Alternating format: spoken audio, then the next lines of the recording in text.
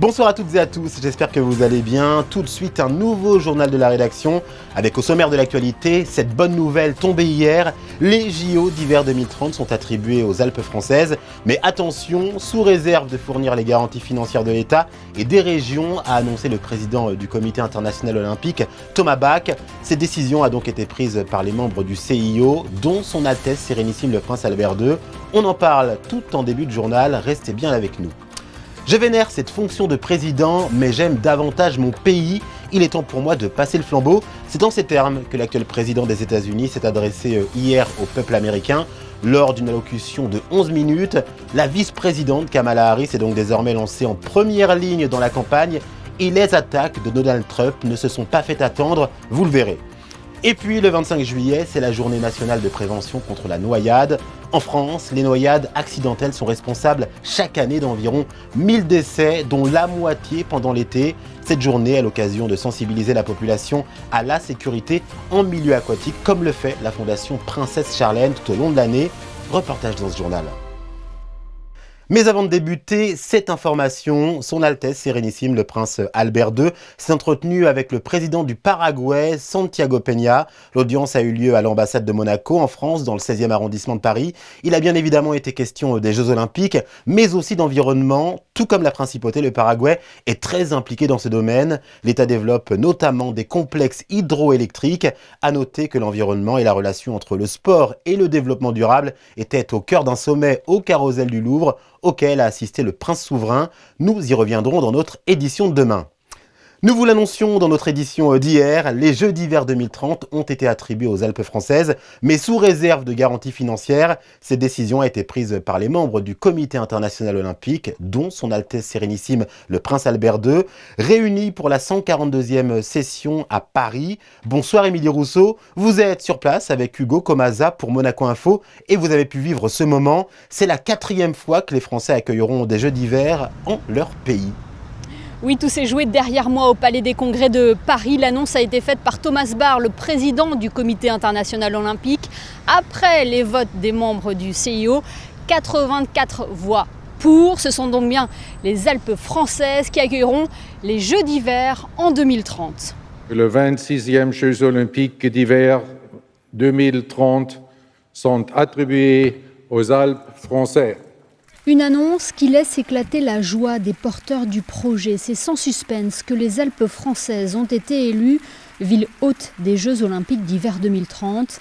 Un an après s'être lancés dans la course à l'organisation de cette Olympiade, les efforts de ceux qui ont motivé cette candidature ont été récompensés. Ils ont souhaité célébrer cela au pavillon Dauphine, dans le 16e arrondissement de Paris, en présence notamment du prince Albert II, dont le soutien a été salué. On est parti les derniers dans cette aventure, on arrive les premiers, donc c'est une belle histoire. On était 4 au début, États-Unis, Suède, Suisse et France, et c'est nous qui avons gagné. Il y a eu beaucoup de travail en un an, ce n'est pas la durée normale pour porter une candidature, donc il a fallu beaucoup travailler, réunir les acteurs, les deux régions, mais c'est une vraie fierté pour la France, une vraie fierté pour le sport français. Pour la première fois de l'histoire des Jeux, l'événement n'est pas confié à une ville haute, mais à 4 sites, la Haute-Savoie, la Savoie, Briançon et Nice. C'est toute une région qui vivra donc au rythme des Jeux. Hautes-Alpes, Alpes de Haute-Provence, Alpes-Maritimes, c'est des noms qui font chanter. Mais au-delà de ça, ce sont des stations avec neige et chalet, de très bons skieurs et des très grands champions comme par exemple Sarrazin en ce moment. Donc c'est une reconnaissance au niveau national dans le cadre de l'organisation des Jeux, au niveau international puisque le CIO nous a donné cette accréditation extraordinaire. Cette attribution est pleine de symboles. L'annonce a été faite à Paris, un an presque jour pour jour après avoir déposé le dossier de candidature et 100 ans après les premiers Jeux d'hiver en France. C'était à Chamonix en 1924. Et vous l'avez vu dans ce reportage, le prince Albert II était présent lors de la réception célébrant l'attribution des Jeux d'hiver 2030 aux Alpes françaises. Il a tenu également à féliciter les États-Unis pour leur succès dans leur candidature aux Jeux d'hiver. Salt Lake City, Utah organiseront les Jeux en 2034. Une réception était organisée en cet honneur au Palais Brongniart, place de la Bourse, camp de base de la Team USA. Le prince Albert II de Monaco qui s'est certainement réjoui de la très belle prestation d'Antoine Zegdar lors du premier match face aux États-Unis qui s'est soldé par un match nul, 12-12. Le natif de Monaco a par la suite contribué à la victoire des Bleus contre l'Uruguay en inscrivant le premier essai du match, score final 19-12. L'équipe de France de rugby affrontera donc l'Argentine en quart de finale après s'être inclinée face aux Fidji cet après-midi. D'ailleurs, pour celles et ceux qui veulent vivre les Jeux en grand, les épreuves seront retransmises au marché de la Condamine sur écran géant à partir de demain. Rugby à 7, natation, tennis de table, aviron, judo, athlétisme, badminton, baseball, boxe anglaise, cyclisme. Il y en aura pour tous les goûts, alors profitez-en. Ce 25 juillet marquait la journée mondiale de prévention contre la noyade. À Monaco, vous le savez, le sujet est pris très au sérieux par la Fondation Princesse Charlène qui organise de nombreuses missions de prévention et de sensibilisation tout au long de l'année. L'organisation était bien évidemment au rendez-vous aujourd'hui pour sensibiliser les petits comme les plus grands. Voyez ce reportage de Sarah Inkari et Jean-Alexandre Dordet. Donc les bras ils sont bien tendus, ils restent collés. Vous êtes gainé, là c'est un petit peu côté squat, d'accord? On va venir appuyer et vous comptez jusqu'à 30. Et 1, et 2, et 3, et 4. Apprendre les gestes qui sauvent, c'était l'un des objectifs de cette journée organisée au stade nautique Régnier 3 par la Fondation Princesse Charlène, fondation qui lutte depuis plus de 10 ans maintenant contre la noyade. On s'associe avec des partenaires, la mairie pour l'apprentissage de la natation au niveau des piscines, avec la Croix-Rouge, la police municipale et les pompiers aussi pour rappeler les messages de sécurité et rappeler ce qu'ils font aussi au quotidien avec leur matériel et leurs interventions en mer ou sur les plages. La Croix-Rouge monégasque, par exemple, forme les passants au massage cardiaque notamment, avec une version classique et une spécifique à ce fléau. La première cause au départ de perte de connaissance, c'est en fait un blocage qui fait que la personne s'arrête de respirer. Et parfois le simple fait de souffler au niveau des voies aériennes de la victime, elle va peut-être reprendre connaissance. Alors pour les bébés, bien évidemment, ce n'est pas les mêmes gestes, ils sont beaucoup plus petits. Donc pour le massage cardiaque, au lieu d'utiliser les deux mains comme pour un adulte, on utilise uniquement les doigts. Et c'est pour ça qu'on fait un atelier nourrisson, parce que fréquemment, les personnes, l'adulte, ils l'ont vu faire, on voit au niveau des médias, beaucoup moins ça à la télé. Donc on a un atelier nourrisson pour leur montrer la conduite à tenir nourrisson et insister aussi sur le fait qu'on ne se noie pas uniquement en piscine ou à la mer, mais qu'on peut se noyer aussi dans la baignoire. Et parce que la meilleure prévention contre la noyade est de savoir nager, la mairie de Monaco propose toute l'année des leçons de natation. Tout le monde est le bienvenu, tout le monde peut venir prendre des cours. Au stade nautique l'été, c'est très sympa, vous voyez cet endroit magique, mais également l'hiver dans un endroit un peu plus cosy, à la piscine Saint-Charles. Pour les plus réticents à l'eau, il existe même des cours d'aquaphobie. On les prend en main de manière quasiment individuelle pour cette première approche de l'eau qui ensuite, bien entendu, débouche sur ça. On a aussi, bien entendu, les bébés nageurs. Les bébés nageurs, c'est aussi une manière évidente d'éviter la noyade. À titre indicatif, rappelons qu'en France, les noyades accidentelles sont responsables chaque année d'environ 1000 décès, dont 400 uniquement pendant la période estivale. Politique internationale, 3 jours après avoir annoncé se retirer de la course à la présidentielle de novembre, le président américain de 81 ans s'est exprimé pour la première fois hier soir lors d'une allocution solennelle. On en parle avec Dominique Simonet, journaliste, écrivain et spécialiste des questions américaines. Bonsoir. Bonsoir Macla. Alors le président américain a donc déclaré hier soir vouloir passer le flambeau à une nouvelle génération et je cite que rien ne devait se mettre en travers de la démocratie. La pression, notamment des démocrates, était forte pour qu'il se retire. A-t-il vraiment eu le choix ? Non, d'une certaine manière, il n'avait pas le choix, vous avez raison.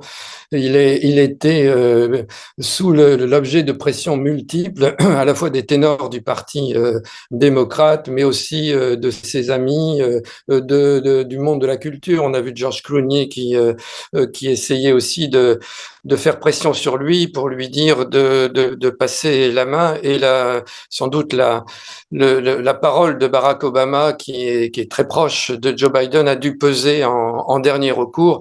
Là, il est tard. On est à moins d'un mois de la convention démocrate et à 3 mois des élections. Donc, il n'avait qu'une seule solution, c'était de passer la main à sa colistière, Kamala Harris, qui est aussi sa vice-présidente, parce qu'elle est la plus légitime et la mieux placée pour prendre sa place. Au cours de ses 11 minutes d'allocution, il a très brièvement loué les qualités de sa vice-présidente. L'entente est-elle au beau fixe entre eux ? Kamala Harris a été chargé de dossiers difficiles. Alors c'est vrai qu'il a pas gâté, hein.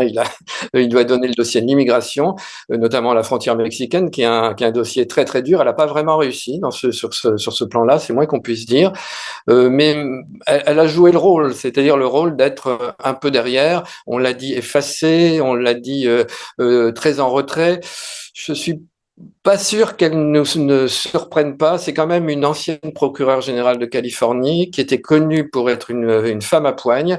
Elle travaille beaucoup, elle est très sérieuse. Elle est peut-être moins faible qu'on ne l'a dit. Et de toute façon, maintenant, elle n'a pas le choix. Elle doit rentrer à fond dans la campagne. Vous le disiez, hein, la vice-présidente Kamala Harris est donc désormais lancée dans la campagne en première ligne. Elle était aujourd'hui en déplacement à Indianapolis et elle subit déjà de plein fouet les attaques de Donald Trump qui l'a traité, je cite, de cinglé incapable. Un premier sondage la donne cependant en tête devant Donald Trump. Mais oui, c'est-à-dire qu'elle bénéficie d'abord de cet élan. La campagne électorale présidentielle, là, depuis quelques mois, c'est une série avec des péripéties incroyables. Elle doit continuer à affronter Donald Trump, qui lui doit changer de posture. C'est lui le vieux maintenant dans cette histoire. C'est lui qui les choses se sont retournées. Donc effectivement, vous avez raison. Il attaque d'une manière à la Trump, c'est-à-dire avec des arguments contre sa personne et non pas contre ses idées, ce qui est pas très noble, mais bon, c'est Donald Trump. On connaît ses méthodes, sont des méthodes populistes pour déstabiliser, décrédibiliser, voire salir l'adversaire. Ça marche auprès de ses partisans, ça marche très très bien, ça fonctionne. Est-ce que ça va fonctionner face à Kamala Harris? C'est pas sûr. En tout cas, on a l'impression qu'une nouvelle campagne électorale vient de commencer. L'ancien président Donald Trump, candidat républicain, qui a été la cible d'une tentative d'assassinat lors d'un meeting de campagne à Springfield, en Pennsylvanie, le 13 juillet. Sans cet incident, pensez-vous que Joe Biden se serait retiré? Et dans quelle mesure cet événement a impacté la campagne? C'est vrai que la tentative d'assassinat contre Donald Trump a été quand même déterminante dans cette campagne. D'abord parce qu'il en a échappé et qu'il a su tourner cela à son avantage, même à la seconde près, qui est incroyable de le voir se relever, ce visage ensanglanté devant le drapeau américain, levant le poing et appelant ses partisans à continuer à se battre. Donc il y a eu un retournement et un engouement pour Donald Trump. On l'a vu d'ailleurs que les sondages creuser l'écart avec Joe Biden et sans doute cela, plus la parole d'un certain nombre de personnes comme Barack Obama ont dû finalement convaincre Joe Biden d'abandonner. Depuis ces tentatives d'assassinat, justement, on a assisté à des scènes qui peuvent sembler étranges vues de la France, comme des supporters de l'ancien président arborant en soutien un pansement sur l'oreille lors de meetings, d'autres qui voient dans l'échec de cette tentative d'assassinat une sorte de révélation divine. Ça peut porter à sourire, mais on parle d'un peuple extrêmement pieux. Est-ce que finalement, un des cailloux dans la chaussure de Donald Trump, ce n'est pas une partie de ses électeurs ? Il est le porte-parole d'une Amérique chrétienne assez blanche en général, qui un peu nostalgique du passé, qui voudrait retrouver des valeurs ultra traditionnelles. Et en ce sens, la manière dont il se positionne et cet assassinat raté ne peut que cultiver, aller dans ce sens de cette image. Alors, ce qu'il faut savoir, c'est que les Américains sont habitués aux primaires et campagnes au long cours. Depuis le 3 février, les électeurs des 50 États américains ont eu la possibilité de choisir leur candidat. Un processus qui se conclut par la convention nationale de chaque parti. Est-ce qu'une campagne express de Kamala Harris suffira ?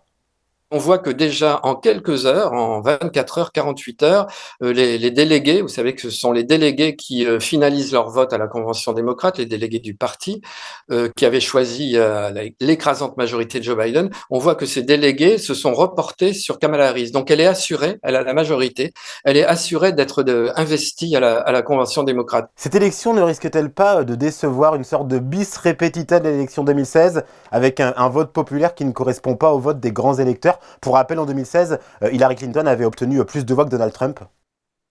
3 millions de voix à peu près pour Hillary Clinton, mais malgré tout, et d'une manière totalement légitime et légale, Donald Trump avait emporté l'élection parce que ça se passe avec ce système qu'on connaît aux États-Unis où il faut gagner un État, et pour gagner un État, il faut la majorité dans cet État, et de gagner un État vous donne un certain nombre de points, les grands électeurs qui vont dans le pot du candidat qui l'a emporté ou pas.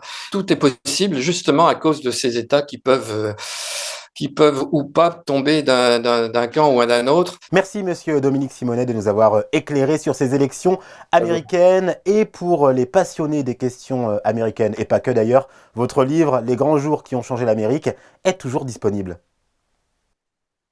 Merci à vous. Les équipes arrivent peu à peu et prennent leur marque sur le port Hercule avant la série E1 qui aura lieu ce week-end. Souvent comparée à la Formule E, cette compétition de bateaux électriques arrive à Monaco après un début de saison à Jeddah, Venise et Puerto Banús. Le pilote français Tom Schaap de la team Rafa pour Rafael Nadal est arrivé au Yacht Club cet après-midi. Il était au micro de Sarah Hinkari. Regardez. On a la chance de courir à Monaco, donc en pleine Méditerranée, ce qui va permettre également des conditions changeantes, donc possiblement de faire la différence en tant que pilote avec un style de pilotage particulier. Et chaque pilote a son style et donc ça peut permettre d'ouvrir des portes et d'enfermer pour certains. Donc c'est vraiment les conditions. On a eu des conditions très très difficiles à Porto Banús avec beaucoup de vagues, ce qui a fait notre malchance parce qu'on a cassé l'avant du bateau suite à une mauvaise vague. À Venise, on a eu des très très bonnes conditions, donc je pense que vraiment les sujets ça va être les conditions, comment on va réussir à s'adapter, si on va vraiment trouver le feeling avec le bateau, si on va vraiment trouver le bon setting, donc les bons paramètres, la bonne balance pour vraiment arriver à optimiser et à obtenir un bon résultat ce week-end. Le bateau il va de plus en plus vite à chaque course, comme c'est un nouveau championnat, une nouvelle course. Le bateau, voilà, on découvre, on utilise des paramètres, on utilise différentes hélices qui nous permettent d'aller de plus en plus vite. On dépasse les 100 km/h, donc en bateau ce qu'il faut savoir c'est que ça se double comparé à la route, donc c'est des sensations qui sont incroyables. On lui souhaite bonne chance, tout comme on souhaite bonne chance à Georges Lenikena. L'attaquant intègre l'effectif de l'AS Monaco. En provenance du Royal Antwerp, le joueur est né en 2006 à Lagos, au Nigeria. Georges Lenikena joue ses premières minutes en Coupe de France en novembre 2022 et effectue des débuts remarqués quelques mois plus tard en championnat avec le club Picard en inscrivant un but face à Bordeaux. Il devient le plus jeune buteur de Ligue 2. Comme à chaque vacances, le musée d'anthropologie préhistorique organise de nombreuses activités pour les enfants. Les animateurs du musée ont à cœur de faire passer un bon moment aux jeunes en leur concoctant des animations en extérieur. Entre lancer de flèches, chamboule-tout et saut d'obstacles, l'objectif est d'apprendre en s'amusant, comme ont pu le constater Émilie Terrasson et Jean-Alexandre Dordet, qui sont allés à la rencontre des organisateurs. Dans le cadre des ateliers de vacances qu'on organise souvent ici au musée, donc pour cet été, on a pensé, pour faire un clin d'œil aux Jeux Olympiques de Paris, donc on a pensé à un petit parcours sportif, en tout cas pour les enfants, en touchant un petit peu les éléments préhistoriques, comme le théropropulseur, tir à l'arc. Donc il y a quelques éléments qui rentrent dans ce parcours. L'objectif pour le musée, c'est de faire venir plus de monde et plus d'enfants et adultes pour découvrir notre musée et notre exposition, et nos expositions en général. Et pour le grand public, c'est de découvrir quelques éléments sur le patrimoine monégasque, patrimoine archéologique, qu'ils ne connaissent pas. Donc c'est le but qu'ils viennent ici, découvrent tout ce patrimoine. Peut-être les avez-vous aperçus, ces hommes et femmes à la chasuble rouge, floqués d'un cœur blanc, sont désormais bien connus. Ce sont les bénévoles de l'association humanitaire Semeurs d'Espoir, ayant pour but d'apporter une assistance aux familles les plus démunies, aux personnes dans le besoin, en situation de précarité ou encore sans domicile fixe. Et ils ont besoin de vous. En effet, ils ne peuvent plus aider les plus démunis cet été car leur stock de baskets en taille 40 à 44 est totalement épuisé. Les points de collecte se situent cabinet à Beidorfman, rue Princesse Caroline, parking de la digue niveau -4. Plus d'informations au 06 31 75 27 38. Ils comptent sur vous. Il est temps de retrouver Sarah Hinkari pour votre point météo. Bonsoir Sarah, la journée de demain sera-t-elle aussi chaude que celle d'aujourd'hui ? Bonsoir Maclore, la réponse est oui, il fera tout aussi chaud demain avec des températures oscillant entre 26 degrés le matin et 30 l'après-midi. Le ressenti au plus fort de la journée pourra atteindre les 38 degrés et il n'y aura toujours pas l'ombre d'un nuage dans le ciel, alors protégez-vous. Enfin, un coup d'œil sur le calendrier pour vous dire que nous fêterons ce vendredi la Sainte-Anne. Et pour info, nos porte-drapeaux Lisa Pouet et Théo Druhen devraient défiler au sec demain lors de la cérémonie d'ouverture, puisqu'après un début de journée mitigé, on assistera à de belles éclaircies en fin d'après-midi sur la capitale française. On arrive au terme de ce JT, ravi de vous avoir accompagné durant cette semaine. Demain, pour les informations de 19h, vous retrouverez Sébastien Borgna. Et en cette journée nationale de prévention contre la noyade, les clichés de notre photographe Stéphane Dana mettront en lumière le magnifique travail de la Fondation Princesse Charlène. L'organisation était bien évidemment au rendez-vous aujourd'hui pour sensibiliser les petits comme les plus grands via de nombreuses animations. Belle soirée sur Monaco Info bien sûr.